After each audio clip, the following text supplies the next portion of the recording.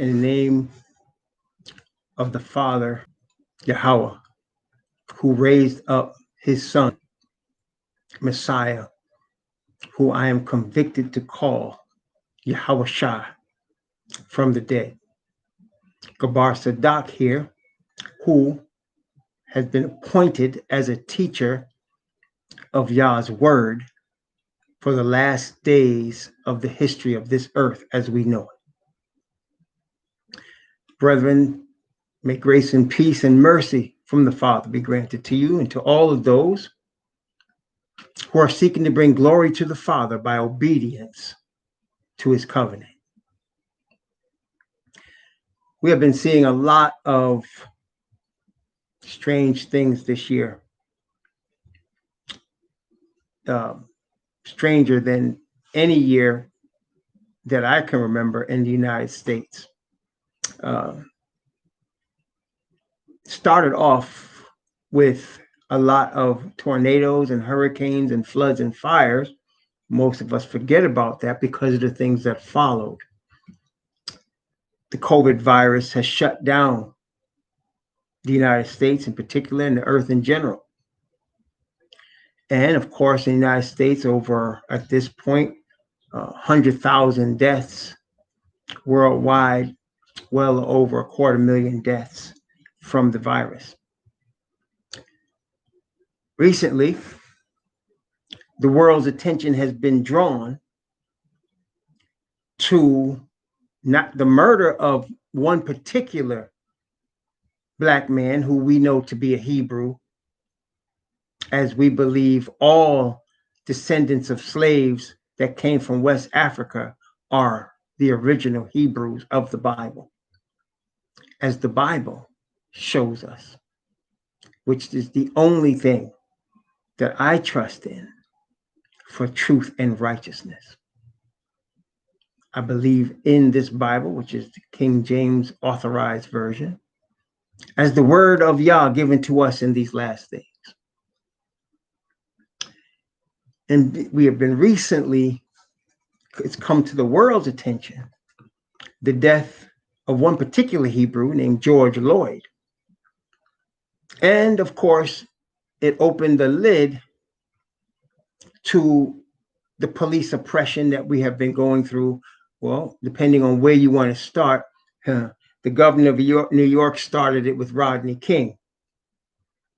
But really, in the United States of America, it's been going on for 400 years. But even further than that, the Hebrews have been oppressed for 2,000 years, since we were scattered out of the land given to us by the Father, out of Judea, the southern kingdom, into the land of the continent that is now called Africa, which is not really its original name. The name of Africa as a continent came from a Caucasian man named Africanus, which in itself is a sign of the last days where Gog and Magog are dominant on this wicked planet. And as the Bible shows us, Gog and Magog will meet their end. Gog and Magog are descendants, the chief prince Gog is, of Tubal. The chief prince of Tubal and Meshach, which are the children of Japhet, which today, in today's vernacular, we know them as Europeans. This is not a hatred for Europeans, as I want to be very plain in that there will be peoples saved from all three of Noah's sons: Shem, the firstborn, Ham or Kam, the middle child, and Japhet or Yaphet, because there's no J in Hebrew, the youngest boy. Although the majority, the word shows us, of Japhet's children will be destroyed because of rebellion against the Father and their handling of said Hebrews that I just previously mentioned. The world's attention has been brought to this oppression in the United States of the so-called Black man. There's a reason for that. As we always like to say and point out, Bible prophecy is continually being fulfilled. The book of Revelation in chapter 1 shows us, Revelation chapter 1, shows us in Revelation chapter 1 and verse, let's see, I'm going to begin at verse 10, and I'm going to read from verse 10 down to verse 20 of Revelation chapter 1, because it's going to show us the 3 time periods that the book of Revelation covers, the 3 time periods that most people miss that the book of Revelation covers. And as a matter of fact, tonight is an historic evening in the sense that the message that we're sharing today is the introduction, because historically speaking, this is where we are. We are at the first angel's message of the 3 angels of Revelation 14.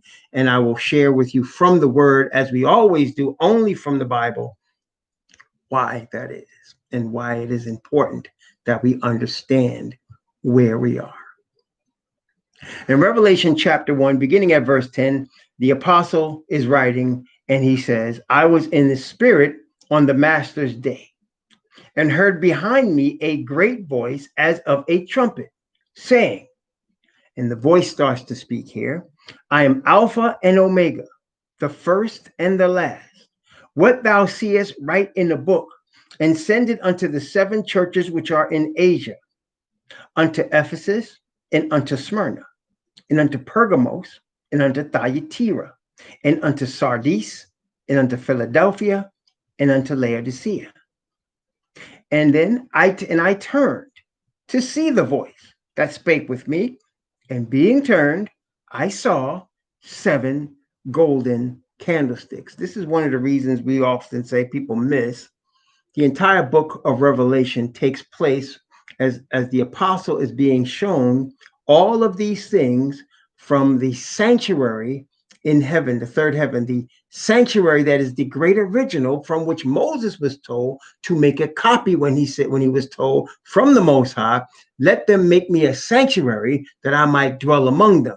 And he said, see that thou make all things, which is also repeated in the book of Hebrews, chapter 7 and 8, see that thou make all things according to the pattern shown thee in the mount. Moses was shown a pattern of the things he was told to make, which make up what was called the sanctuary.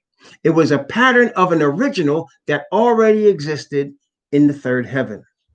This whole book of Revelation takes place in that sanctuary in the 3rd heaven. And we have a hint there because of what the first thing John saw was the 7 golden candlesticks. In the sanctuary, there's a 7 golden candlestick lampstand that is in the holy place of the sanctuary, where the high priest was to go each day throughout the year. Once a year, that high priest would go from that place called the holy place into a place called the most holy place. In the most holy place, the furniture in there is the Ark of the Covenant, covered by a mercy seat, and 2 angels, 2 covering cherub. And the priest was to go in there with blood from an animal sacrificed for sin, as well as incense, which represented the prayers of the saints. And this whole book of Revelation takes place in those 2 apartments. Most people don't recognize that nor understand the sanctuary. And I'm giving you some information now so you can go and study that by the Father's Spirit for yourself. It's in the book of Leviticus, chapter 16. It's also in the book of Exodus. It starts at chapter 25 and goes through to chapter 28 or so in the book of Exodus. And it shows you all the pieces of the sanctuary and the service of the sanctuary, which is a copy of what's going on right now. That is why Messiah is our high priest. And here in Revelation chapter 1, he is in his position as high priest. Revelation chapter 1, let's continue.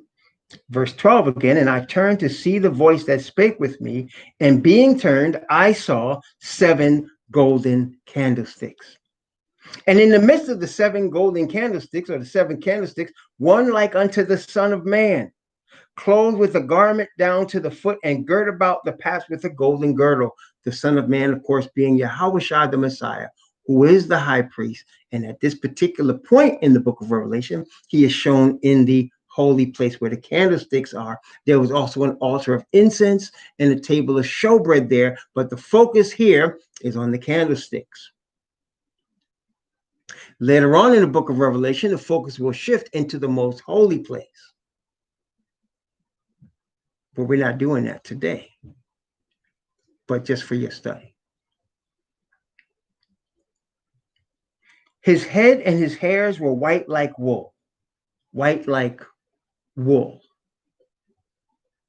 as white as snow. And his eyes were as a flame of fire. His feet like unto fine brass, as if they burned in a furnace. And his voice as the sound of many waters. A couple of things here. Messiah had a voice like a trumpet. And he also has a voice that sounds like the voice of many waters. It's a voice that has different sounds. So wherever you see the sound of many waters, it's Messiah. Wherever you see the sound of a trumpet, it's Messiah. Father's voice sounds like thunder. And when he speaks, there's an earthquake. So when you hear thunder and an earthquake and great hail, that's the Father speaking. Here's Messiah. And of course, this is one of the verses, one of many, that shows us his color, his skin color as burnt brass. The skin tone that we would call melanated. And of course, he made man originally in his own image from dirt, which is melanated. Let's continue. And he had in his right hand 7 stars. And out of his mouth went a sharp, 2-edged sword. And his countenance was as the sun shineth in his strength. And when I saw him, I fell at his feet as dead. And he laid his right hand upon me, saying unto me, Fear not, I am the first and the last. I am he that liveth and was dead. And behold, I am alive forevermore. Amen. And have the keys of hell and of death. Write the things which thou hast seen, and the things which are, and the things which shall be hereafter. There's your 3 time periods. The things which thou hast seen, past. The things which are, present. And the things which shall be hereafter, future. In the book of Revelation, there is always a situation every day we live where in the book of Revelation, there are things that have already happened, past. In the book of Revelation, there are things that are happening right now, present. And in the book of Revelation, there are things that are going to happen in the future. Write the things which thou hast seen, and the things which are, and the things which shall be hereafter. So that today, there's things in the book of Revelation being fulfilled. We're going to talk about them.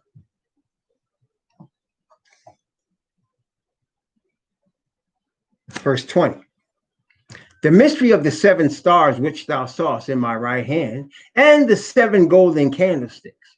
The 7 stars are the angels of the 7 churches, and the 7 candlesticks which thou sawest are the 7 churches. Now, let's take all this and put it together.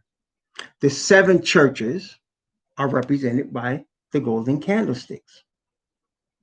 He has stars in his right hand, and he said they represent angels to the 7 churches, or messengers, or messages. All of that's the same. The angel is a messenger, and he brings a message to the 7 churches.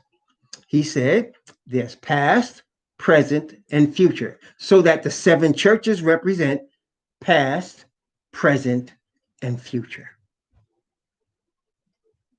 Okay? Not very complicated, is it? Let's remember about those angels as messengers. From Revelation chapter 1, this time, verse 1. Revelation chapter 1, actually, verse 1 and 2. Revelation chapter 1, verse 1 and 2. What I'm about to read is a definition, a Bible definition. I love Bible definitions because they clarify and make plain things that man makes complicated. This Bible definition tells us what prophecy is, tells us what the purpose of prophecy is, tells us who prophecy is for, tells us what happens to it when it gets here, tells us all of that in verses 1 and 2. Revelation chapter 1, verse 1 and 2. The revelation of Messiah Yahushua, which Yah gave unto him to show unto his servants, things which must shortly come to pass. And he sent and signified it by his angel unto his servant John, who bear record of the word of Yah and of the testimony of the Messiah and of all things which he saw. So let's look at this again in slow motion. This revelation, this prophecy, came from the Father. The Father gave this revelation, which is of Messiah, to Messiah. In other words, the Father gave a message about Messiah to Messiah. Messiah turned around and gave the message to an angel, and the angel is that one of the stars that was sent to bring that message to his messenger, in this case, John. John bare witness of the message. He bore witness of the message that was received by an angel who got it from the Messiah, who received it from the Father. In the book of Revelation, you will see angels represented in a couple, especially Revelation 14 and Revelation 18. This is the method by which that message is coming in both cases. So that there are some people that see angels and think they're going to actually see the angels come in the sky. That's not the situation. It's a message that's being borne by the Father's Spirit to the messengers. The messengers are bearing witness of the message. Now, the Father's Spirit attends the message so that the people that hear the message know that this is an inspired message. Nobody has to convince people the message is inspired. It's like when the Most High sent Ezekiel out. In fact, let's take a look. I do want to go to Ezekiel. Let's take a look at Ezekiel. Let's take a look at Ezekiel. We're going to eventually go to Ezekiel chapter 8, what we're talking about tonight. But we're going to start before that with the point I was just making. Ezekiel, let me see.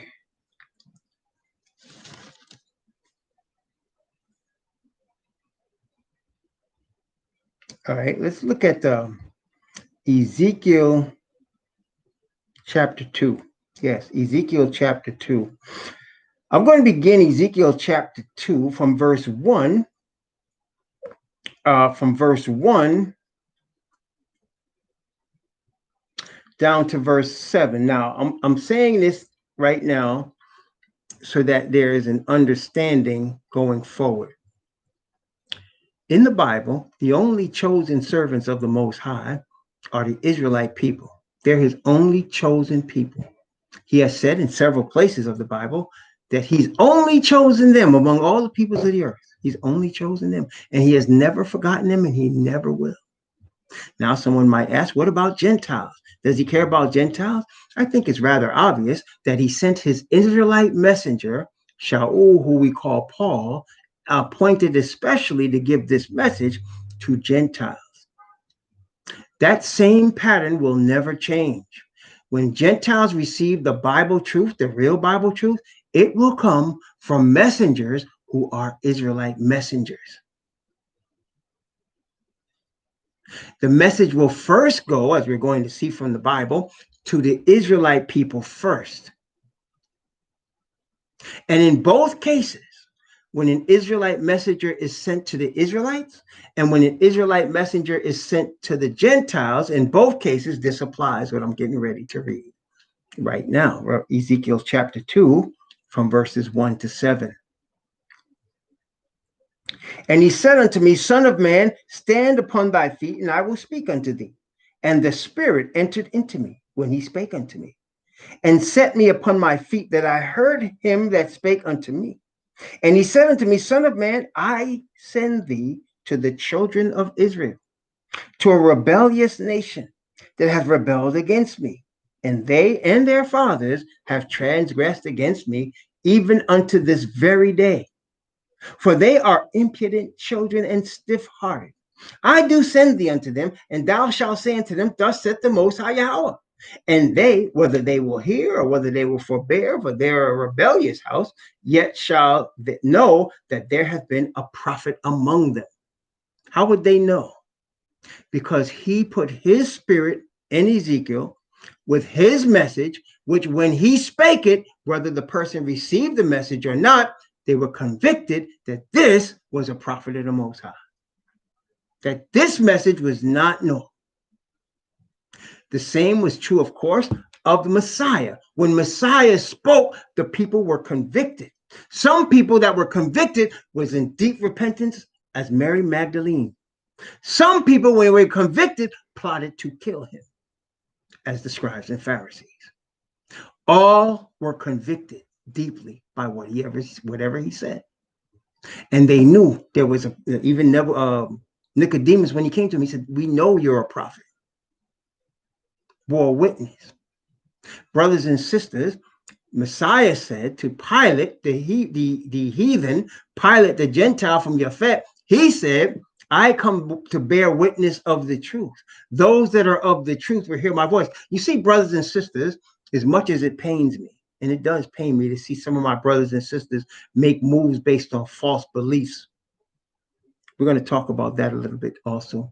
Some of our brothers and sisters are going to die. They're going to die beforehand, before Messiah returns from this point going forward. And they're going to die in the Most High. They're going to die in the first resurrection. They're going to believe the truth, but they're going to die because they're going to make moves that are going to put themselves in positions to be killed before the seal is complete. Similar to how Malcolm X was murdered, and Fred Hampton, and Martin Luther King. These men did not know what we know right now. None of them knew the truths that I'm going to share with you today. They don't know what even other messengers of the Hebrews right now are teaching. They did not know these truths. They knew partially. It was like they were looking through a glass darkly. And so they weren't making moves according to exactly what the Father would have them do, but their hearts were in a place where they wanted to do what was righteous. Therefore, they became martyrs. And I believe they will be first resurrection candidates. But they didn't know what we know, and they weren't following what we follow in terms of covenant, in terms of walking with the Spirit of the Father completely. Though they were sincere, master teachers, obviously talented, obviously inspired, but they didn't know what we know. And today, because there are some people who will make moves, headstrong moves, hasty moves, without the Father's guidance, though they mean well, it's going to cost them their lives. Let's continue. And they, whether they will hear or whether they will forbear, for they are a rebellious house, yet shall know that there hath been a prophet among them. And thou, son of man, be not afraid of them, neither be afraid of their words, though briars and thorns be with thee, and though thou dost dwell among scorpions, be not afraid of their words, nor be dismayed at their looks, though they be a rebellious house. And thou shalt speak my words unto them, whether they will hear or whether they will forbear, for they are most rebellious. Yes, brothers and sisters, we don't debate with people about the truths that we're convicted to teach, not true teachers. I am always seeking to learn. I can never grow in the Spirit of the Father unless I learn. How can I learn except I recognize my mistakes that the Father shows me? So I'm always seeking to learn. But the things that he's convicted me on that I know for a certainty are true, I will not argue with anyone or debate with anyone about them. It's just my job to present them. And the chips will fall where they fall. It's the same with the truth of the word, with any teacher of Yah. They're not into debating. Nobody's converted via debates. Debates came from the Roman Catholic Church and from the Greeks, debating their philosophies. Israelites have no need to debate. We have the only true God, and he's given us the only truth above all truths on the planet Earth, which is based in his righteousness and his covenant. People don't have to believe that, but again, that's not my problem. My problem is just presenting it, and woe unto me if I don't.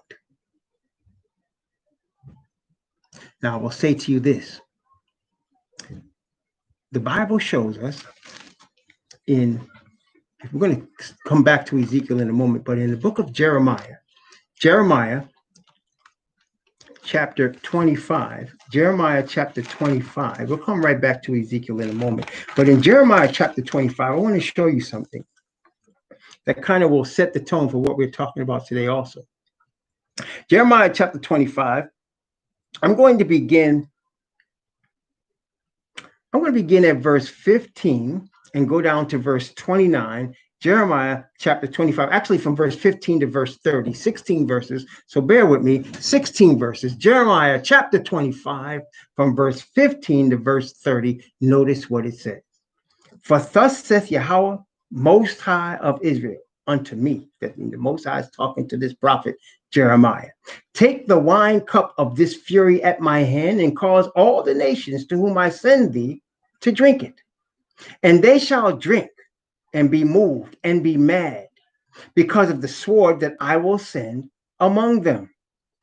Then took I the cup at Yahweh's hand and made all nations to drink unto whom Yahweh had sent me, to wit, Jerusalem and the cities of Judah and the kings thereof and the princes thereof, to make them a desolation, an astonishment, a hissing, and a curse, as it is this day. Pharaoh, king of Egypt, and his servants, and his princes, and all his people, and all the mingled people, and all the kings of the land of Uz, and the kings of the land of the Philistines, and Ashkelon, and Azah, and Ekron, and the remnant of Ashdod, Edom, and Moab, and the children of Ammon, and all the kings of Tyrus, and all the kings of Zidon, and the kings of the isles which are beyond the sea, Dedan, and Tema, and Buz, and all that are in the uttermost corners, and all the kings of Arabia, and all the kings of the mingled people that dwell in the desert, and all the kings of Zimri, and all the kings of Elam, and all the kings of the Medes, and all the kings of the north, far and near, one with another, and all the kingdoms of the world, which are upon the face of the earth. And the king of Shishak shall drink after them. Therefore thou shalt say unto them, Thus saith Yahweh of hosts, the Most High of Israel, drink ye and be drunken, and spew and fall and rise no more, because of the sword which I will send among you. And it shall be, if ye refuse to take the cup at thy hand, if they refuse to take the cup at thy hand to drink, then thou shalt say unto them, Thus saith Yahweh of hosts, ye shall certainly drink. For lo, I begin to bring, watch this.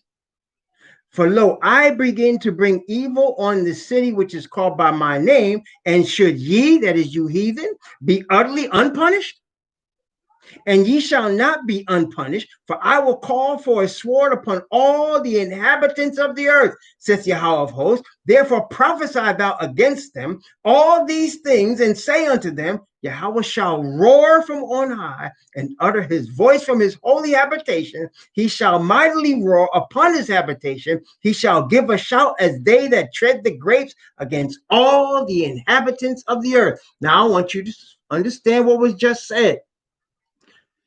As he punished us, our fathers, for worshiping other gods, the script is about to flip, and everything he did to us, he's going to do to the rest of the world on a worldwide basis. The slavery that we suffered, the oppression that we suffered, the exploitation that we suffered will be paid on those that did it to us worldwide.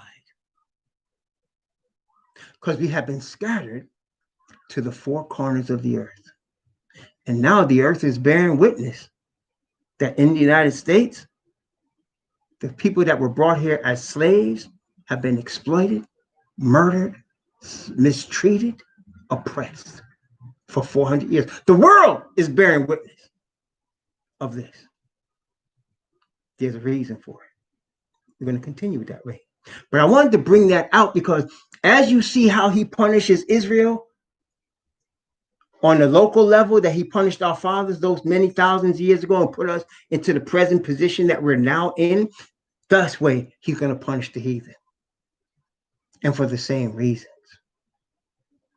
Let's go back to Ezekiel. I told you we're going to go back to Ezekiel for a moment. Let's go back to Ezekiel chapter 8.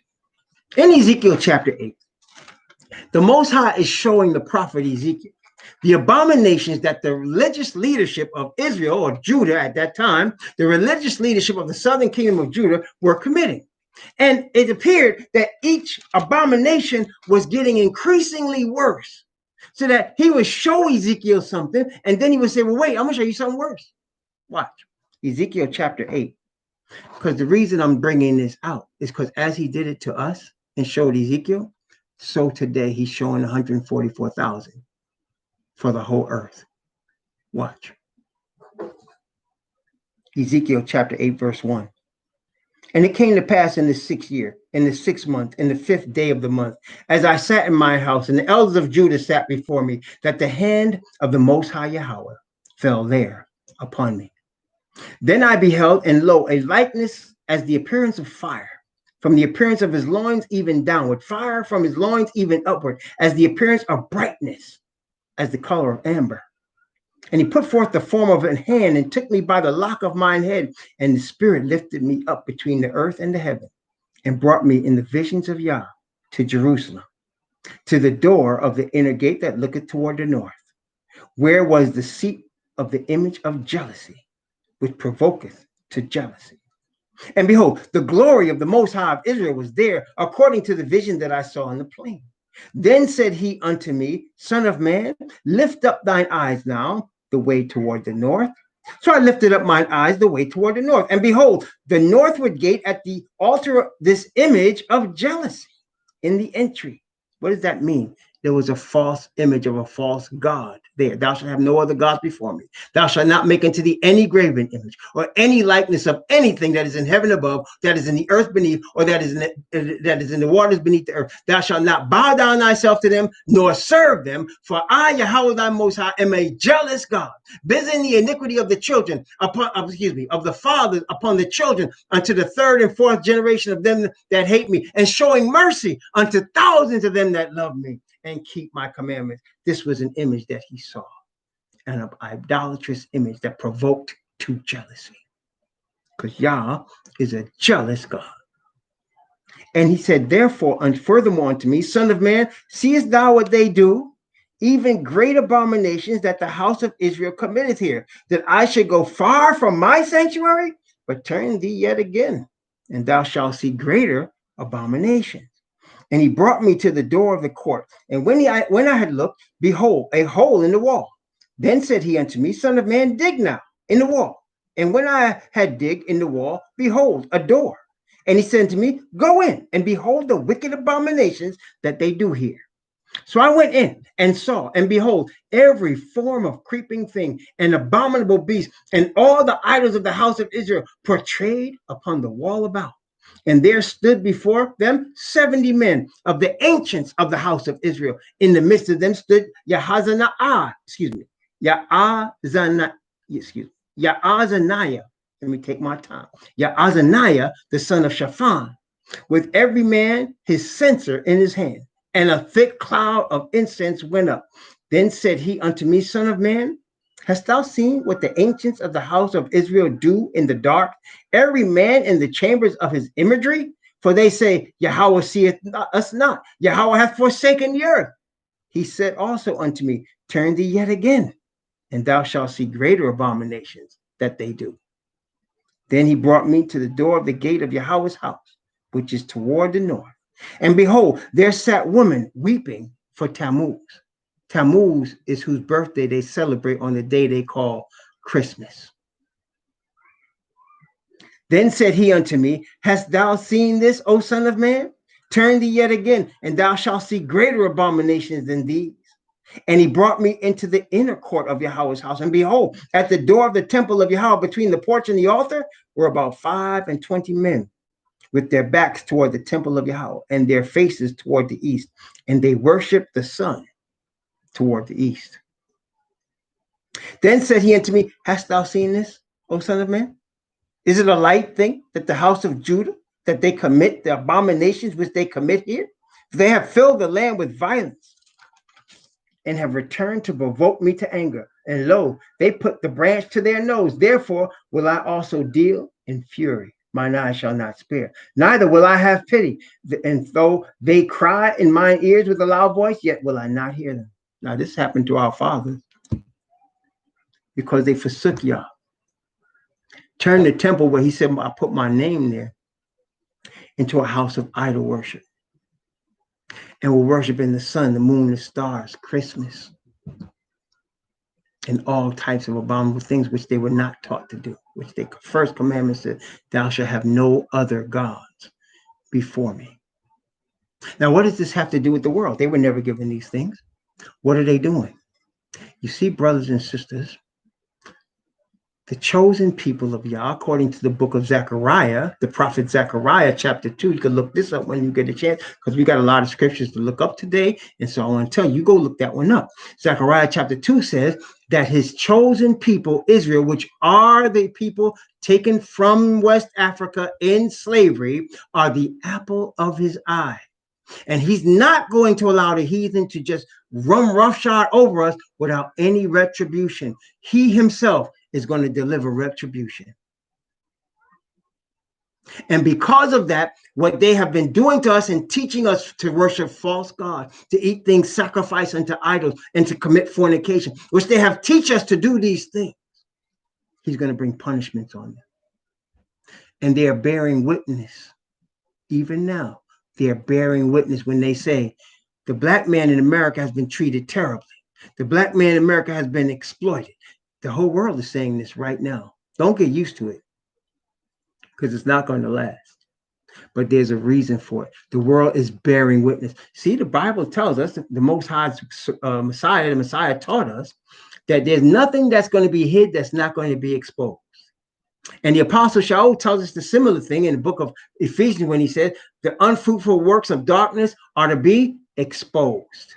We are in an information age. Everybody understands. All you got to do is Google stuff. I mean, everything is out there. And so, brothers and sisters, people are bearing witness. They bore witness that Catholic priests are pedophiles. People bore witness to that, yet they still go to those masses. People bore witness to the fact that a lot of these Protestant preachers are homosexuals, but they still go there and give them their money. People bore witness to the fact that a lot of these people steal their money and get caught in tax schemes and investment schemes and all this, yet they still give them their money.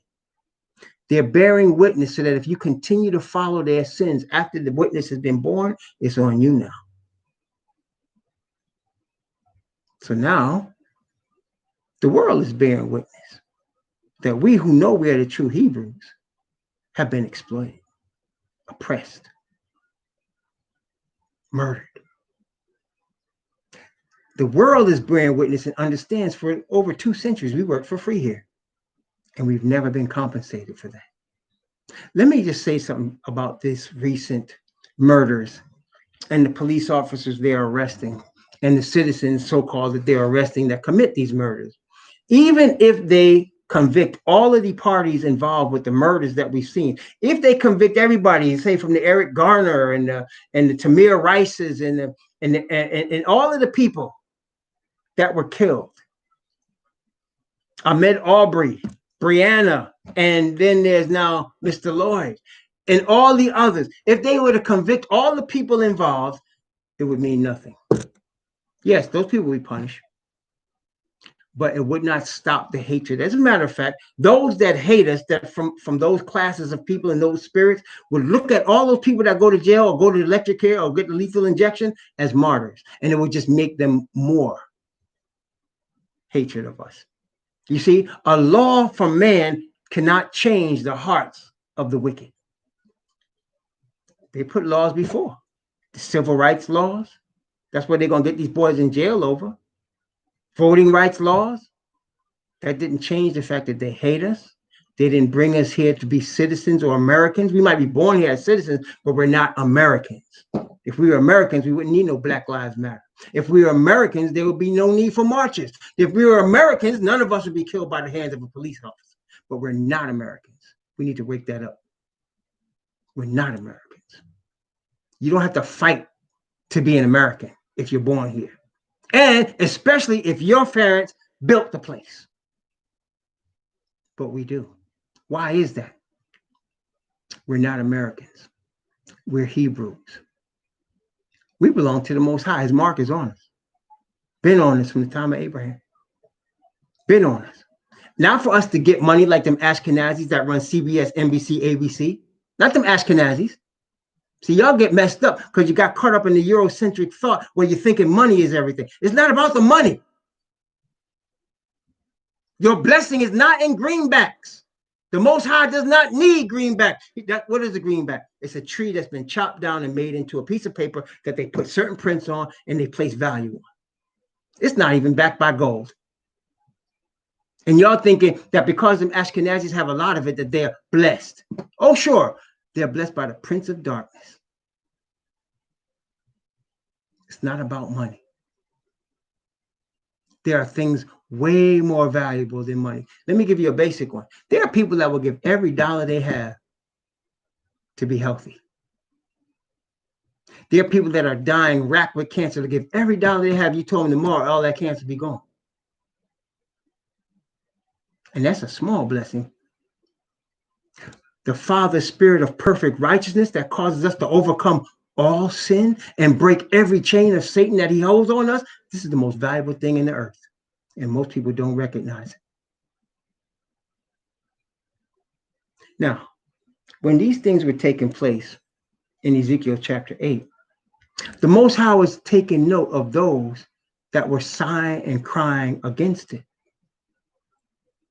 And he marked them in their foreheads.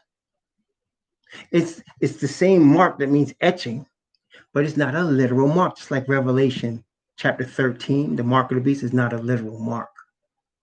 It's a representation of where you stand. It's a representation of who you're worshiping. It's a representation of whose spirit controls you. And he made that notation in chapter 9. Take a look at it for a few verses in chapter 9. Ezekiel chapter 9 from verse 1. And down to verse 8. From verse 1 to verse 8. This is continuing from chapter 8, actually. He cried also in mine ears with a loud voice, saying, cause them that have charge over this city to draw near, even every man with his destroying weapon in his hand. And behold, 6 men came from the way of the higher gate, which lies toward the north, every man with a slaughter weapon in his hand. And one man among them was clothed with linen, with a writer's inkhorn by his side. And they went in and stood beside the brazen altar. And the glory of the Most High of Israel was gone up from the cherub, whereupon he was, to the threshold of the house. And he called to the man clothed with linen, which had the writer's inkhorn by his side. And Yahweh said unto him, go through the midst of the city, through the midst of Jerusalem, and set a mark upon the foreheads of the men that sigh and that cry for all the abominations that be done in the midst thereof. Set a mark on the forehead for those that cry about what they're seeing, for those that cry about what they're bearing witness of in terms of wickedness. Set a mark in the forehead. And to the others, he said in my hearing, the ones that didn't get that mark, not Yah's mark. And to the others, he said in mine hearing, go ye after them through the city and smite. Let not your eye spare, neither have ye pity. Slay utterly old and young, both maids and little children and women, but come not near any man upon whom is the mark, and begin at my sanctuary. Then they began at the ancient men which were before the house. And he said to them, defile the house and fill the courts with the slain. Go ye forth And they went forth and slew in the city. And it came to pass while they were slaying them, and I was left, that I fell upon my face and cried and said, Ah, most high Yahweh, wilt thou destroy all the residue of Israel in the pouring out of thy fury upon Jerusalem? Now the cry is going to be, will you destroy everybody? Is there any man that's going to be left? Remember, brothers and sisters, let me remind you, there were only 8 people on board Noah's ark. At a time when men lived 900 and 800 years and had generation after generations of children. The earth was filled with people, and only 8 people were on board that ark. We need to remember that. We need to remember that. I'm going to show you the secret here. The Bible's going to reveal it. I'm not showing you. I'm going to read it. The Bible's going to reveal to you the secret of knowing you're on your side. And he's going to tell you where the world is going wrong right now. The main issue with the Israelites first. First, before we do that, let me just review with you very quickly the Bible definition of the gospel, because the first angel's message, which is being sounded right now, talks about an everlasting gospel. So therefore, let us look at the gospel first, and then we can understand what's going on there. Or does that make sense? So let's look at the gospel first, then we can understand what's going on in that first angel's message. Since I'm saying to you that the message, the sound of the trumpet of the first angel, that messenger has already begun. This year it started. Let's read this. Romans chapter 1, verses 16 and 17. And this is very important in terms of the message of the 3 angels of Revelation 14 and the message of the angel of Revelation 18, which is the same as the second angel of Revelation 14. But we're going to talk about that. So here, Romans chapter 1, verse 16 and 17, the Bible definition of the gospel. The Bible definition of the gospel. For I am not ashamed of the gospel of Messiah, for it is the power of Yah unto salvation, unto everyone that believeth, to the Hebrew first, and also to the Gentile. For therein is the righteousness of Yah revealed from faith to faith, as it is written, the just shall live by faith. So, brothers and sisters, the gospel is Yah's power to cause his righteousness to be revealed in the receiver. Therefore, it goes without saying, the receiver of the gospel has a desire to bring glory to his Father or her Father in heaven. And the Messiah is used in this purpose to cause us to receive Father's Spirit and give glory to the Father. How do we give glory to the Father? Fear Yah and keep his commandments, for this is the whole duty of man. For Yah shall bring every work into judgment with every secret thing, whether it be good or whether it be evil. And what does the Most High require of thee but to do justly, to love mercy, and to walk humbly with your God? He wants us to obey him. And obedience can only come as the weight of sin is taken off of us and the Spirit of Yah is placed on us. That's where obedience comes from. You can't just will yourself to obey. Then we would not need Messiah. We're falling from grace. The grace of Yah is the power of the gospel in his Spirit that causes us to reveal his righteousness. We need to receive his Spirit. Yah is a spirit, and they that worship him, must worship him, if you're going to worship him, in spirit and in truth. And please take note, it goes to the Israelite first and to the Greek also. Why is that? Because the Greek will get it from the Hebrew. Paul was sent to the Gentiles. The Apostle Peter, who we call Kapha in his Hebrew name, he was sent to the Hebrews. But he was the first one to bear witness of Messiah to the Gentiles. And even he was shocked, because when he began to bear witness, the Spirit came down on them Gentiles. There's no coincidence. They were asked, the angel told Cornelius, go get this man. He's going to teach you. Why didn't the angel, who has power and who obviously knows the scriptures better than any man, why did he teach Cornelius? Because it's not for them to do that. He said, go to Joppa and get Peter, and he's going to teach you. Hasn't changed. So you want to know the truth? You better get it from the mouth of a Hebrew. That in itself is going to be difficult for the Gentiles, the sons of Japhet, your so-called white people, to humble themselves, to hear everlasting truth from the people they've oppressed. That takes a humbling, and that is a miracle. And there's going to be those that do it. There are. I've baptized some of them myself. There are those that do it. But they are in the vast, vast, vast minority.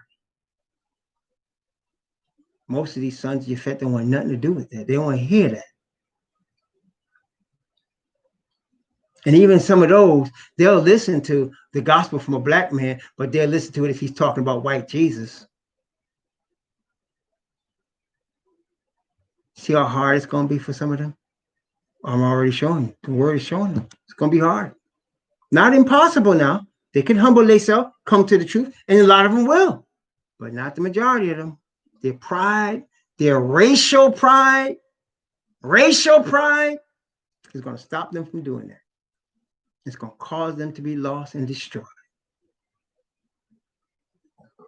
Revelation chapter 14. Well, on our way, let's stop at chapter 7 real quick on our way to 14.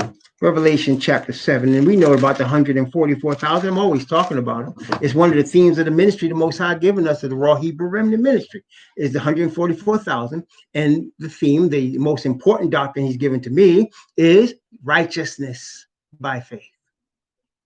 Most important doctrine. Righteousness, because the spirit of righteousness is the spirit of the Father. He's a spirit of perfect righteousness. His covenant is a covenant of righteousness that's a reflection of himself. Messiah is the word made flesh. He's the covenant made flesh. He is righteousness personified. That is the theme. And for us to be obedient and to render obedience that the Father will accept. You don't just accept anything. Even Messiah, when he come out the tomb, he told Miriam, don't touch me yet. I have to go to my Father. Why did he have to go to his Father? Because he had to have his sacrifice accepted. Messiah had to have his sacrifice for sin accepted. And the Father obviously accepted it, but it just goes to show you, he don't just accept any offering. If you recall, he rejected Cain's offering and accepted Abel's offering. He rejects a lot of offerings because people think they can just come at him any kind of way. You can't just come at him any kind of way. What you got to come at him with is a heart filled with sincerity and humility. You got to come at him when you being real. Don't you? You see, people start to lie so much, they start to believe their own lies. That's what happens a lot of times, especially, unfortunately, with the Caucasian race, especially in the United States of America. I'm just speaking real. They've been hiding and trying to disassociate themselves from the horrible things they've done to black people in this country for so long that they have trouble admitting it. They have trouble to actually say what they've done. They have trouble seeing it for what it is. They have trouble doing that. And that's from centuries of willful ignorance. But fortunately for some of them, some of the young people are rising up. Some of these millennials, these Generation X, Z, and Y, Generation X and Y and Z or whatever, they're ones rising up and they're being more honest than their fathers were. Some of them. And that's where their hope is. These older people, it's going to be hard pressed to be saved. Hard pressed. And white Jesus is not going to help them. You know why? Because he doesn't exist. And they're not being sincere and honest about how the fathers have acted. Revelation chapter 7. I'm only going to look at verse 4 for today, because we read verses 1 to 4 many times. But let's look at verse 4. And I heard the number of them which were sealed, and there were sealed 144,000 of all the tribes of the children of Israel. Now, let me break this down for you. Obviously, it said, we just read it, of all the tribes of the children of Israel, 144,000 of all the tribes of the children of Israel. So the 144,000 are made up of 144,000 Israelite men. Israelite men. Now, at the time this was given, at the time of the sixth seal that it was opened, and we believe it was opened between 1843 and 1844 based on prophecy. At that time, the angel came with a seal in his hand. It illustrated it in the first 4 verses of Revelation chapter 7. And then he was ascending with the seal. In other words, he came down to seal people, but he didn't do it. And why? Because John said, I heard them. In other words, they didn't exist yet. They were going to exist. John heard the number. He didn't see them. He heard the number because they didn't exist in 1843. They exist now. And that was a warning from the Father saying, they're coming and I'm waiting for them and I'm going to seal them and this is over. Because at that time, Messiah went from the holy place where Revelation starts into the most holy place where the final work of perfecting his people takes place. The most holy place, or the Day of Atonement in Leviticus chapter 16, was for the putting away of all sin. The gospel of the Messiah puts away all sin. That's why the doctrine of righteousness by faith is so important, because it causes the receiver of that truth to overcome all sin. Because Father demands sinlessness from his people. You don't have to come to him sinless. He knows we're all sinners. But by the time he puts that seal on us, there'll be no more sin. And it's not because of how much hard work we've done either. It's because of how we're trusting in Father's spirit of perfect righteousness. Because that causes us to overcome. It's not something we can earn or deserve. That's why it's called grace. What purchases it is Messiah's blood and our humility and repentance. That's what purchases it. And our humility and repentance. And some people get it confused with the Christian grace. The Christian grace don't require no obedience. That's a lie. Brothers and sisters, let me explain something to you. Matter of fact, let me look this up right now for you, because people get caught up in cheap, what we all know to be cheap grace. Cheap grace. That means, like, for example, or cheap religion in general. What do I mean by that? What I'm saying is, brothers and sisters, for example, if I grow a long beard and put a bandana on my head with Hebrew letters on it, that don't make me a Hebrew. That don't change my character. That means I theoretically understand the name of the Father, but theoretically, that don't mean nothing. That don't mean anything. And cheap grace from Christianity means I just raise my hand and I trust in Jesus and I'm saved. That's cheap. In the Christian grace, in the Christian gospel, there is no repentance needed. There is no change in character, not any permanent change. And you're just saved because he loves you. No, brothers and sisters. No. The Father requires a change in character. And he understands we cannot change our own character. The Bible says, can an Ethiopian change his skin, or a leopard his spots? So shall ye do good, who are accustomed to do evil. So no, we can't change ourselves, but we can submit ourselves to the Father in the name of the Messiah and have his spirit change us. His spirit can change us. We don't have power to change us. You're trying to obey his commandments because you know we should obey his commandments, right? You're trying to obey his command, but you can't do it, right? You're having trouble. You can't do it. You can't obey his commandments the way you want to. Why? Because you're trying to do it in your own strength. And that's what Romans 10 is talking about. He said he's prayer. Shaul said his prayer to Yah was that the Israelites would be saved, because he said they have a zeal for the Most High, but not a calling to knowledge, because they're going about to establish their own righteousness. See, brothers and sisters, you can't do that. Mm-mm. Mm-mm. Mm-mm. Now, the word name, where it says the Father's name, or blessed are they that know thy name or call upon thy name. It's not saying Jesus or Lord or God. No. And it's not even just Yahweh or Yah, because we know his name. It's more than that. Notice it's 8034. I wanted to look it up just to read it for y'all. 8034 in the Hebrew Concordance. It means, by implication, honor, authority, or character. Honor, authority, or character. That's what the word name means in the Hebrew. And when you see the word name with respect to the Father, that's what he's talking about. Character. Brothers and sisters. Because the whole thing about sin is it changes our character into the character of rebellion from Asatan. That's what sin does. Sin is a transgression of Yah's law. It's rebellion against him, against his spirit, against his righteousness, against his truth. That's what sin is. So he's going to overcome sin in us by his spirit, but we have to submit ourselves, surrender ourselves to his spirit, admitting that we can't do it ourselves. Just, you know what? The alcoholics got it better than most Christians and Hebrews. Yeah, they do. They got it down better. They don't realize it. When an alcoholic has to go into an AA meeting or a drug addict has to go to an NA meeting, what they do? Before they say anything, they got to stand up and say, my name is John Doe and I'm an alcoholic. They may not have had a drink in 10 or 20 years, but when they go to a meeting, they're going to stand up and say, my name is John Doe and I'm an alcoholic. Why? Because they have to acknowledge their true condition before they can get better. So when we come to the Most High, we have to acknowledge, my name is Gabar Sadah. I am a sinner. And I need your spirit of righteousness or I won't make it. And he gives it to us.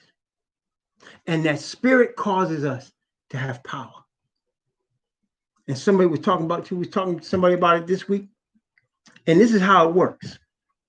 Let's go back to the alcoholic. Okay? They're having a problem with the wine for a long time, right? Overdoing it with their hard liquor. Then lost jobs and family and everything based on getting drunk. And wants to stop. Wants desperately to stop. Get to rock bottom and say, I'm an alcoholic. That's step one. I'm an alcoholic. I got a problem. And I want to overcome this problem. So they go to the Father. I need your spirit of righteousness to cause me to overcome my problem. I'm an alcoholic. I need you to help me. The Father gives him the power right there. Gives him the grace right there to overcome. But it ain't over. Not by a long sight. No. It ain't over. What happens next? So the man is experiencing victory. He's walking in victory. He's rejoicing in the victory that the Father has given him. He feels it in his own soul, in his own person. All of a sudden, he gets some bad news. His daughter died. His daughter was killed. Tragic. Young woman, life snatched away. And he is sad. He doesn't understand why it happened. And something comes to him and says like this, damn, I need a drink. I'm sad. Surely the Most High understand. I need a drink. I want to tell you right now, that's not the man saying that. When you hear voices like that, it's not you. Oh, it fits you like a glove because he's an alcoholic. But Asatan is permitted to whisper in your ear. Yes, he is. He's permitted to come at you like that. Because for us to overcome for real, we got to be able to stand up against that. So now at that moment, I want to drink. I could smell it. I could taste it.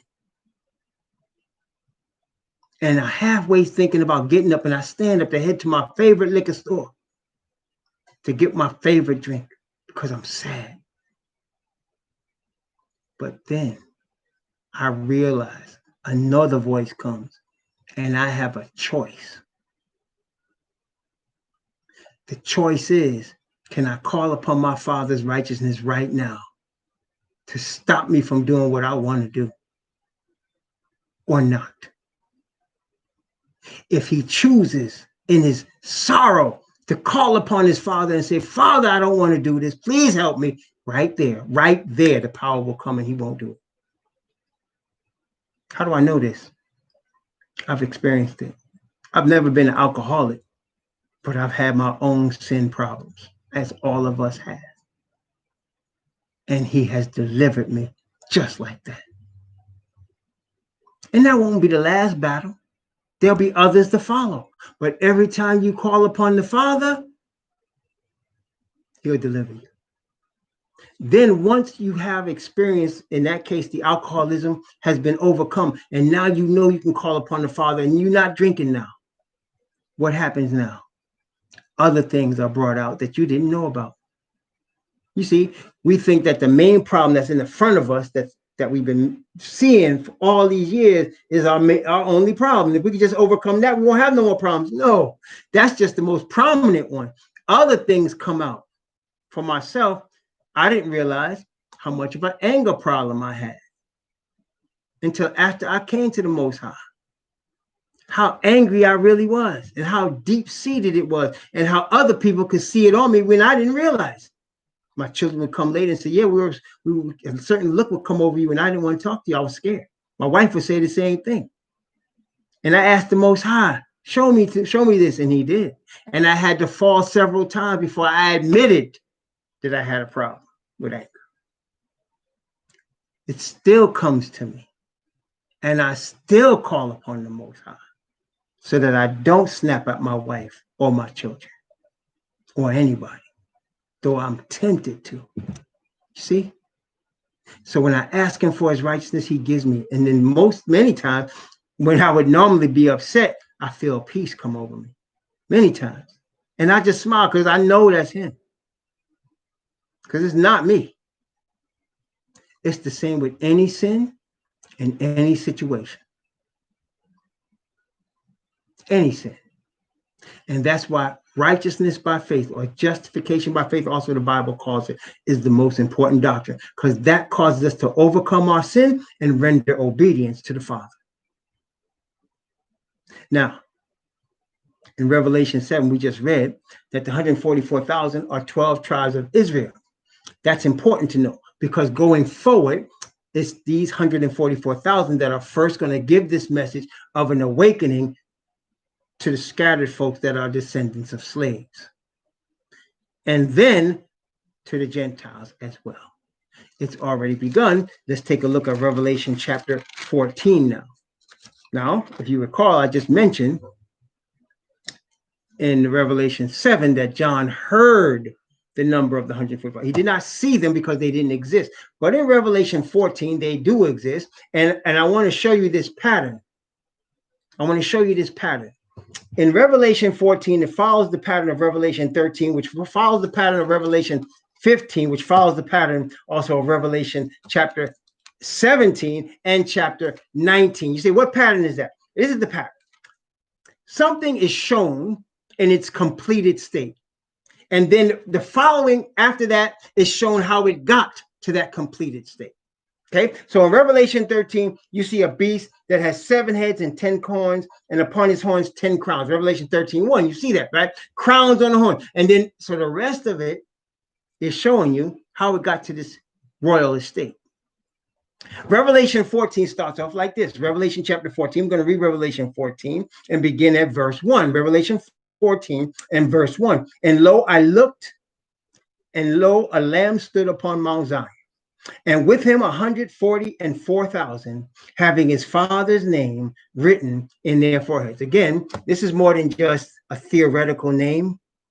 This is the sealing of a righteous character by the Father's Spirit of righteousness, because these people have surrendered themselves to the perfect righteousness of the Father. They have admitted that they are sinners, and they're always going to be sinners unless they receive this seal, which is what they have gotten right here. I want you to notice he looked and saw them, because now they're standing on Mount Zion with Messiah. They exist. Now, the rest of this chapter 14 is going to show how did they get to Mount Zion to stand on Mount Zion with Messiah, because that's obviously in the kingdom. They're standing on Mount Zion with the Messiah. They're in the kingdom. Well, how did that come to pass? How did they get to the point of getting into the kingdom? What had to happen prior to that? That's the rest of the chapter. Okay. Chapter 15 is very similar. you start off seeing the 7 last plagues, angels holding them. Then you'll see a whole bunch of people standing on the sea of glass singing the song of Moses and the Lamb. The rest of the chapter 15 and 16, which shows the plagues, show how they got to that point. So here we are in chapter 14. And I just read to you verse 1, where the Father's name is written in there for us. Again, it's not just letters. It's not just Hebrew letters, not a theoretical understanding that his name is Yah, although that's important. No, this is a complete change of character, a change of a character from that of a sinner to that of a person that is reflective of Messiah. Because the Bible says in Romans chapter 8 that the followers of Messiah, it is designed, it is predestined that he should be the Messiah, that is the firstborn among many brethren. So we're going to be people whose character replicates that of Messiah. And of course, we understand Messiah's character, being the word made flesh, is a replication and a representation of Father's perfect righteousness. Okay. So here, verse 2, 3, let's go from verse 2 and 3. And I heard a voice from heaven as the voice of many waters and as the voice of great thunder. And I heard the voice of harpers harping with their harps. And they sung, as it were, a new song before the throne and before the 4 beasts and the elders. And no man could learn that song but the 144,000 which were redeemed from the earth. Let me stop here. Again, a lot of people get this mixed up, confused, and just ruin it. Let me explain what's going on here, okay?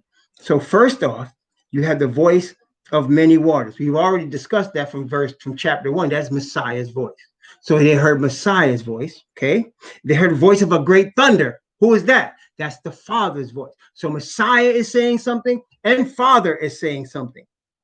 Then there were harpers harping with their harps. That's the 144,000. The rest of the multitude of the people that are saved are going to get palm branches. The 144,000 get harps because they're singing a song. Now, let us understand, Psalms, the whole volumes of Psalms, are mostly what we call songs, right? They're songs. And what do they song represent? Represents an experience. Even right now, the songs that touch our hearts, and all of us have them. There are songs that touch your heart. Some songs cause you to be happy. Some songs cause you to cry. Some songs cause you to think deeply. Why? Because it's pulling on an experience that you have had. Correct? You remember when Moses led the children of Israel on dry ground through the Red Sea, and they got to the other side, and all the Egyptian army was drowned. And what were they doing? They were singing a song. I will sing unto the Lord, for he hath triumphed gloriously. The horse and his rider hath he thrown into the sea. The Lord is my strength and my song, and he has become my salvation. The Lord is a man of war. They were singing that because their experience of deliverance coming through the Red Sea on dry ground and being delivered from the Egyptians. So the 144,000 are singing this song that only they can sing because they're going to go through an experience that only they have went through. It's going to be an experience of deliverance. But if you recall, right before the Egyptian deliverance in the Red Sea, what was the situation? They were hemmed in. The sea was in front of them.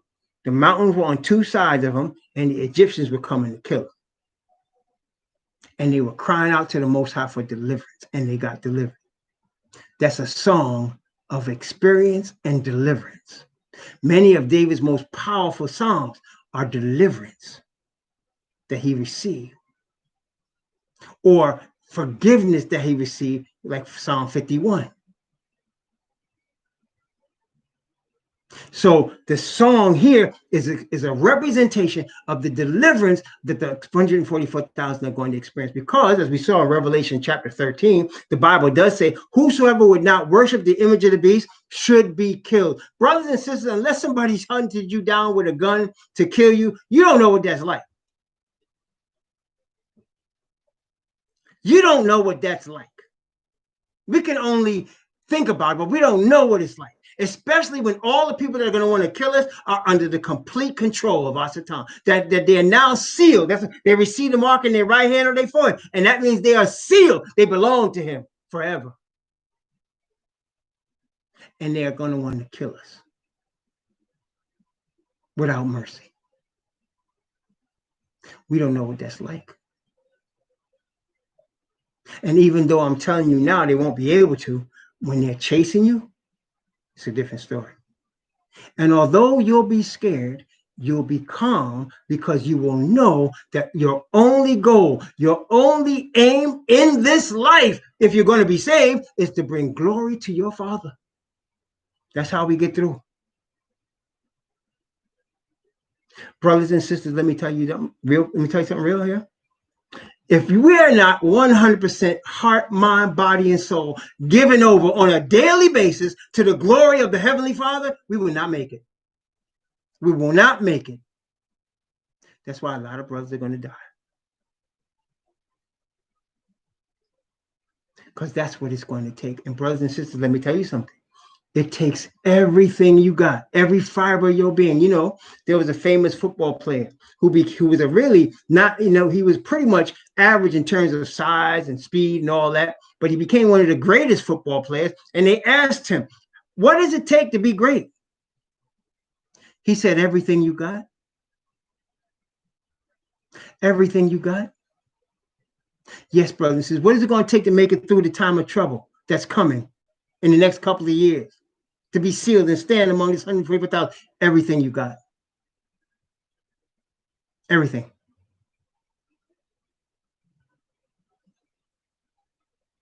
Completely surrendered to the Spirit of the Father's righteousness. Completely given over to His glory. Our only fear will be that we bring dishonor to the Father. That's the only fear. Because why? That was Messiah's only concern. Messiah was only concerned with bringing dishonor. He wasn't worried about dying. He wasn't worried about anything. He let himself go. He said, I lay my life down and I take it back again. He told them, he said, don't you know that if my surgery, they would fight, I can call my Father and he can send 12 legions of angels to deliver me right now? But he said, this is your hour in the power of darkness. And every day, it's like an alcoholics meeting or an NA meeting. Very similar. Every day on our knees, I'm a sinner and I need your Spirit today. We got to do that daily. Every day, I'm a sinner and I need your Spirit today. And when the tests come, and they're going to come, we got a choice to make. Father, I need you right now. I need you to strengthen me. I need you right now. And He'll give you the grace. He will. I'm going to give you one more quick story. I'm in a job.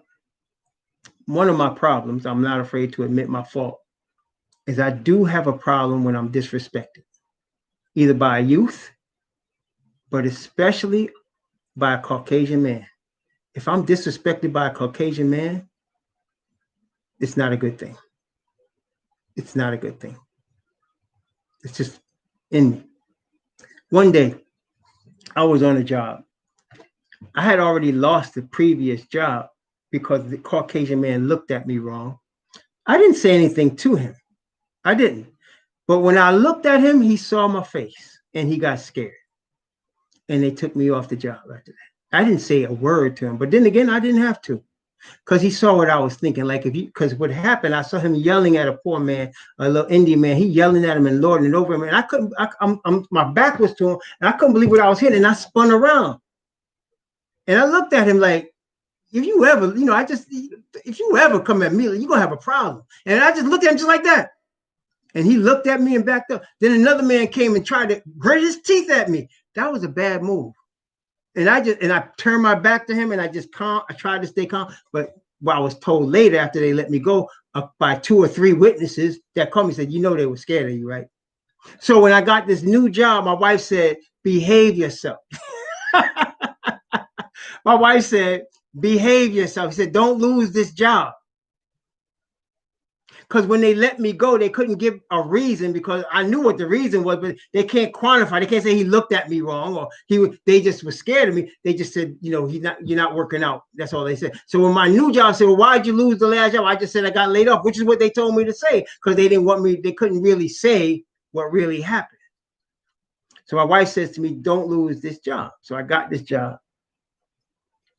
And one of the bosses, now, we're at our desk. We're in an open office. It's a computer situation. All of us are tech people. And my wife texted me. So I looked at my phone and I was texting her back. Now, I wasn't the only one by a long shot. Almost everybody had their phones out. But he leaned over to me and he said, may I suggest that's not appropriate? And my immediate reaction, I said, yes, sir. And I put the phone away. But as he walked away, I could feel the hairs on my neck stand up. And I could feel myself getting very angry. I mean, I was ready to get up and go back and say something. Just then, another brother saw me. Hebrew saw me. He wasn't like in the faith Hebrew, but he was a black man. He saw me. And he said, Todd, like that. And I looked. And he said, man, he said, and then at that moment, somebody walked in because the office had bought groceries for the office kitchen. And they said they needed help. He said, Todd, come with me outside. And I'm glad he called me outside because I needed that air. And he said, he told me, if you saw the look on your face, I didn't need to see it. I already knew what was going to happen. See? And at that moment, the Most High delivered me from probably losing another job. Now, that same man later became one of the people that respected me the most. Isn't that something?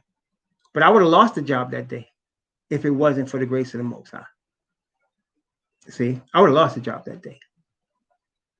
So that's what I'm saying. It's called grace for a reason. There's no way I could have did that. It's his spirit that did that for me. See? Now, Revelation 14. So the 144,000 are redeemed from the earth. They sing a song that only they know because of an experience that only they will have in these last days. Okay? And I just gave you a little glimpse of it, talking about people wanting to kill you with no mercy, and the whole world's against you, and you have no help from nobody. Your own family's going to be against you. Your people that you thought were friends. See, y'all don't really understand. You're only getting a little glimpse of it right now. But to think about people that you've eaten with, people that you shared holidays with, people that you loved, and they want to kill you, and they're turning you in, and they're telling where you are. They're not going to help you. Because if they're not giving over to the Father Spirit, they're completely giving over to Asatan. That's the way it's going to work. And that's just a glimpse of it. It's going to be worse than that. Okay, I'm just telling y'all. Don't need to be scared when you're in the Father Spirit, though. That's why we're trying to get it. Okay, all right, let's continue. Revelation chapter 14, verse 4.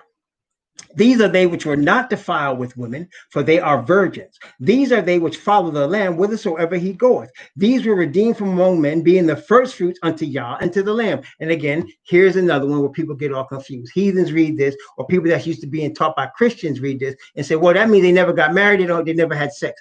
That is not what it's talking about. Let me explain what it's talking about. First of all, in the very book of Revelation that we see here, in the very book, there are two women described here. And neither of them are a literal woman. Both of them are spiritual. The first one is Revelation 12, the woman with the sun and the moon at her feet and a crown of 12 stars on her head that represents the nation of Israel. And the Bible says, I have likened Israel unto a comely and delicate woman. So that's his people. That's his woman. Then there's one in Revelation 17. It's a great whore, a beautiful woman, but she's a whore. And she martyrs the saints. And John was looking at her with great admiration. And the angel rebuked him and said, why are you looking at her like that? See, that's the one we're not defiled with. See, in the very book of Revelation, there's two women. Neither of them are literal women, and this is not talking about a literal woman. When it says not defiled women, not defiled with the whore, that is the one that says mystery, Babylon the Great, the mother of harlots. You're not defiled with that. Why? Because you've come out of her and you've been cleansed by the righteousness of the Father through the Messiah's blood. You understand? That's why they're not defiled with women. That means they're 100% all in on the truth in perfect righteousness. You say, well, everybody's like that. Come on now. Come on now. Let's be real. Let's be real. No, we're not. That's why we have to pray daily. I'm a sinner. I need your spirit. I'm a sinner. I need your word to be alive in me. Order my steps in your word. Let not any iniquity have dominion over me. That's why we have to call on the promises. It says by the promises, you become partakers of the divine nature. and overcome the corruption that is in the world through lust. Through what promises? The promises of his word. I will pour out my spirit unto you. I'll make known my words unto you. The promises of his word. I'm going to pour out my spirit unto you and cause you to keep my commandments, statutes, and judgments. Ezekiel chapter 36, verse 27. You got to know the promises. It's through the promises of his word that you get that power that you need at the time you need it to overcome. These people have been given over to the word. They become one with the word. The Messiah is called the word. They become one with the word. And why? Not because they're intelligent, because they know how to read. It's because they have surrendered themselves to Father's righteousness. It's because their greatest aim in life is to bring glory to the Father, whether it means their life or their death. And that is what it's going to take. People taking this mess lightly. This ain't light. It ain't light. This is heavy. Revelation chapter 14. These are they which are not defiled with women, for they are virgins. For these are they which follow the Lamb whithersoever he goeth. These were redeemed from among men, being the first fruits unto Yah, unto the Lamb. And in their mouth was found no guile, for they are without fault before the throne of Yah. This is very important. Let me explain why this is very important. One of the things about their experience, brothers and sisters, we talked about Messiah being the high priest. And if you read Leviticus chapter 16, you will read how the high priest was to go into the most holy place once a year. And at the end of a day, he would leave the most holy place. And whoever had sin on them would be cut off from the rest of the nation. All sins confessed, forgiven. All sins hidden, cause you to be cut off. Messiah is our high priest right now. He was supposed to leave the most holy place long time ago. One day is prophetically 1 year, long time ago. But Father already showed us there's a delay, and he showed us why there was a delay. But there's not going to be a second delay. So Messiah will have left. At this point, Messiah will have left the most holy place. Why? Because he's taken off his priestly robe. Remember, we saw in Revelation chapter 1, he was wearing linen priestly robe. He's going to put on his war garments, his kingly garments. The ones that he's wearing in Revelation chapter 19, where it says he comes in righteousness to make war and to judge. He's changing. He's coming now to deliver us. When he's on his way to deliver us, and the rest of the world, we're in the world with the rest of the people, there's no more intercessor between the Father and man. No intercessor means that if you're not in perfect righteousness, if you're not sealed without sin, you're going to have a problem from the Father, because he don't look at sin. He's going to destroy it. That's when the plagues fall. But it says that these people are found no guile in their mouth. Guile, in this particular case, means lies. There's no lies. Everything is truth. See, brothers and sisters, if I don't know what it is, I'll say I don't know. Because I don't want to lie to you. Not because I care about you. It's because I care about the Father. And he cares about you. So I don't want to lie to you. I'm not going to give you something I don't know. I'll just tell you I don't know. But what I do know, what has been revealed to me, I'm going to share it. I have to. And what I'm telling you here is truth. There's no guile. There's no lies. It's all truth, all straight. It's not cognitive dissonance that these Caucasians are doing after 400 years of oppressing us. They're going to have a problem. No. It's total admission of truth, total admission of our true condition, total truth, 100% pure. No guile. And without fault before the throne, meaning they're able to stand before the Father with no intercessor at this point. Because they've been sealed in his spirit of perfect righteousness in their foreheads. I also want to point out, before somebody call me up and ask me, what about women? Are women included? Women are not part of the 144,000. But women are there with them. Women and children are never counted. Men are only ones that are counted in the Bible. They only count men, even though there's women and children present. For example, the Bible tells us that coming out of Egypt was 600,000 men of war. 600,000, not including women and children. 5,000 were fed by the miracles of the loaves and fishes, not including women and children. There were 5,000 men, because men are the only one that's counted. So the 144,000 men are the ones that's counted. That doesn't mean there's not women and children with them, but they're not counted. Got me? That's Bible. Okay? So they were out fought before the throne. Now, what we've been talking about. The first angel's message. Pay attention now. This is important because you're going to recognize this message because it's being taught right now, not by only by myself, but by other Israelites are teaching this message right now. That's why I know it's time for this message. It's here now. Okay. And I saw another angel fly in the midst of heaven, having the everlasting gospel to preach unto them that dwell on the earth, and to every nation and kindred and tongue and people. This is the first angel. First of all, we already said, when you see an angel, what's going on? The Father has given a message to Messiah, who has sent that message via an angel to his messengers on the earth, who will bear witness of the message. In this particular case, this message is coming to who? The 144,000 who are going to bear witness of the message. Okay? It says to every nation and kindred and tongue and people. Why is that? Why is that? Let's take a look real quick. Isaiah chapter 66. Isaiah chapter 66. Coming right back, it's an hour and a half already. People already heard somebody complaining your messages are too long. Well, I'm sorry. I can only get the message that has been given to me. Sometimes it takes a while. I'm sorry. But it is what it is. You can listen in part, listen in part. Anyway, Isaiah chapter 66. I want you to notice what it says here. Isaiah 66. Yes. Let me start reading from verse 15 for the sake of context. Isaiah 66. I'm going to read from verse 15. I'm going to read down to verse 20. For behold, Yahweh will come with fire and with his chariots like a whirlwind, to render his anger with fury and his rebukes with flames of fire. For by fire and by his sword will Yahweh plead with all flesh. And the slain of Yahweh shall be many. They that sanctify themselves and purify themselves in the gardens behind one tree, in the midst eating swine's flesh, and abomination in the mouth shall be consumed together, saith Yahweh. For I know their works and their thoughts. It shall come to pass that I will gather all nations and tongues. There it is. And they shall come and see my glory. And I will set a sign among them, and I will send those that escape of them unto the nations. So Israelites are going to be in all the nations as a witness. That's why we've been scattered, not just for oppression. As we're awakening, it's for a witness. So he's sending them unto the nations, to Tarshish, Pul, Lud, that draw the bow, to Tubal and Yavan. You see, these are Gentiles, and they're Europeans. Yavan, that's Greeks. Okay.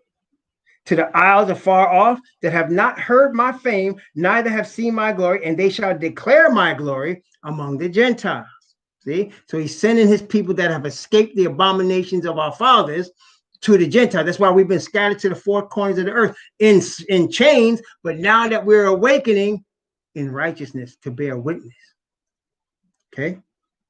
And they shall bring all your brethren for an offering unto Yahweh out of all nations, upon horses and in chariots and in litters and upon mules and upon swift beasts, to my holy mountain Jerusalem, saith Yahweh, as the children of Israel bring an offering in a clean vessel unto the house of Yahweh. So the Gentiles that receive this message are going to be so thankful. Not the one that are prideful, the one that in self-denial, the ones that come to the truth, that remnant. They're going to be so thankful that they're going to be wanting to bring us to the holy mountain of the Most High. These are the true. See, you can know they're the only Gentiles you can trust, the ones that come to this truth. So I'm just telling you, just being honest with you.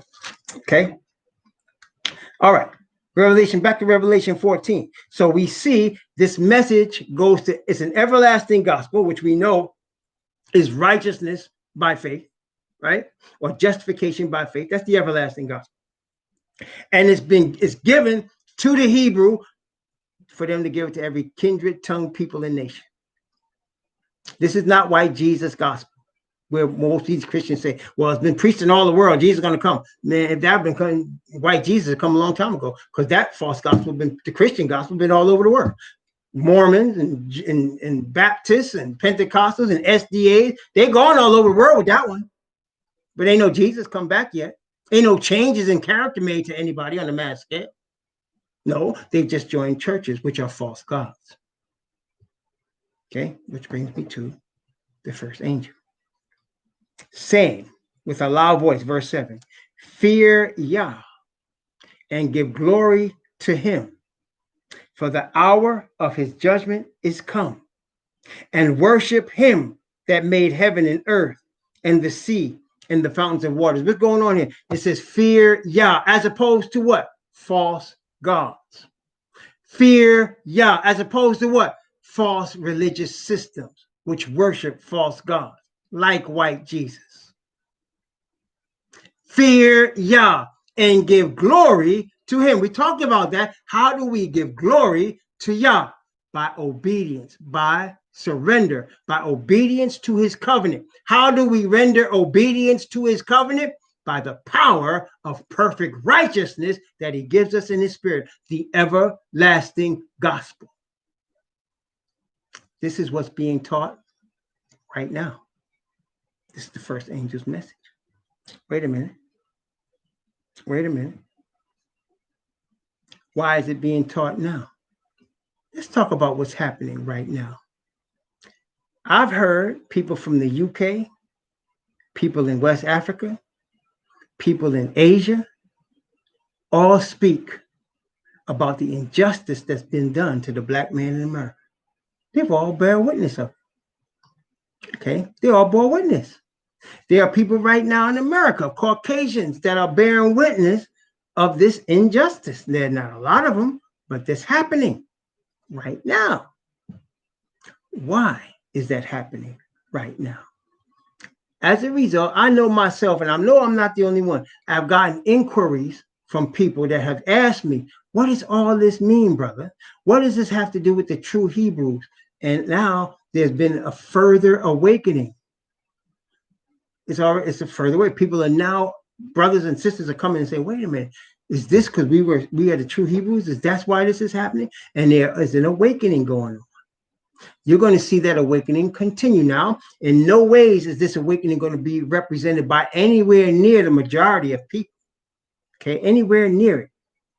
It's going to be a remnant, but it's going to be many more than there are right now. It's going to see more people coming to this truth that are awakening as to who they are. That's the problem, brothers and sisters. People want Black Lives Matter. They want to march and break up. That's not going to change anything. The only thing that's going to change the plight of the black man in America is waking up to who he is and receiving the power that his God has for him. That's our only hope.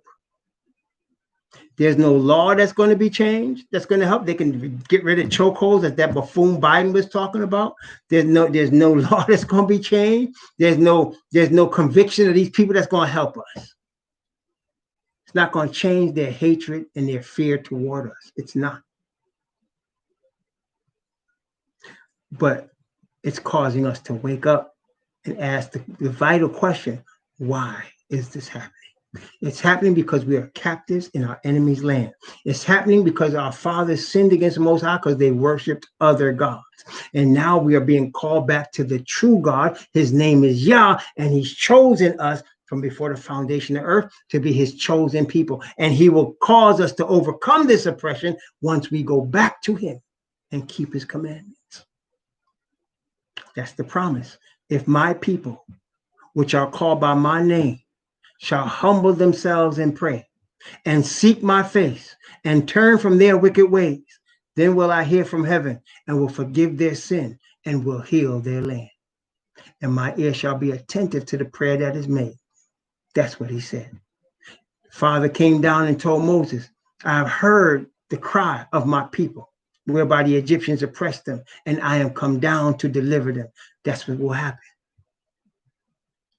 I just quoted to you 2 Chronicles chapter 7, verse 14, and I just quoted to you Exodus chapter 3, verses 1 through 5. I've heard the cry of my people, and I'm come to deliver them. That's when he'll hear. Deuteronomy chapter 30, verse 1. And it shall come to pass when all these things are come upon thee, the blessing and the curse which I have set before thee, and thou shalt call them to mind among all the nations, where Yahweh thy Most High have driven thee, and shalt return unto Yahweh thy Most High, and shalt obey his voice with all thy heart and with all thy soul, thou and thy children. Then I will turn thy captivity and have compassion upon thee, and will return and gather thee from all the nations, where the Yahweh thy Most High have scattered thee. It starts now. The receiving of this everlasting gospel, which is now being preached. to turn to the true God from all these false ones. Fear Yah, keep his commandments. Fear Yah, give glory to him. All his judgments come. Worship him that made heaven and earth, the sea, and the fountains of water. There's only one true God. And he only teaches one truth. One Lord, one faith, one baptism. Only one. There's not two gospels. Ain't but one. And only the Hebrews have been given those oracles. Unto us were given the oracles of Yah. And the Bible says, not only that, let me give you the two witnesses of many for that. First, of course, there's Romans chapter 3. Romans chapter 3. Romans chapter 3. Verse 1, Romans chapter 3, from verse 1 and 2. What advantage then hath the Jew or the Israelite? What he's talking about. What profit is there of circumcision? Much every way, chiefly because unto them were committed the oracles of Yah. Okay, and of course, in this same Romans,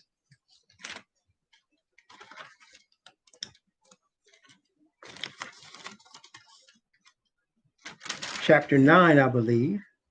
Yep, Romans chapter 9 from verse 1 down to verse 5. Romans chapter 9, 1 to 5. I say the truth in Messiah, I lie not. My conscience also bearing me witness in the set apart spirit, that I have a great heaviness and continual sorrow in my heart. For I wish that myself were accursed from Messiah for my brethren, my kinsmen according to the flesh, who are Israelites, to whom pertaineth the adoption and the glory and the covenants and the giving of the law and the service of Yah and the promises, whose are the fathers, and of whom concerning the flesh Messiah came, who is Yah blessed forever. Amen. So we were given all the law, the promises, all the oracles, and that hasn't changed. Unto us is given everlasting gospel to preach and to teach it. Let me give you one more from the so-called Old Testament in the Psalms, one of my favorite ones in the Psalms. Psalms 147. Psalms 147. Psalms 147. Those and this again, this is of many witnesses to this effect. Psalm 147, verse 19 and 20. Psalm 147, verse 19 and 20. He showeth his word unto Jacob. He showeth his word unto Jacob. His statutes and his judgments unto Israel. He hath not dealt so with any nation. And as for his judgments, they have not known them. Hallelujah. See, he's giving them to one people. I'm only bringing this out so that you will understand. And this message is given from a Hebrews. And the people that have to want to get this message have to humble themselves to receive it from the Hebrews. Because that's the order that the Creator has established. They have not known them. See, all these Gentiles coming up with all these theologies. Mm-mm. Mm-mm. This is the first angel's message. It just already begun. The everlasting gospel of perfect righteousness, the calls to the true God. It's already started. This is where we are, brothers and sisters. We're not the second angel yet, which is Babylon is fallen. We'll talk about that another time. But we're at the first one, which is the call to come to perfect righteousness. The call to worship only one true God. The call to recognize him as the Creator. This is where it starts. Amen.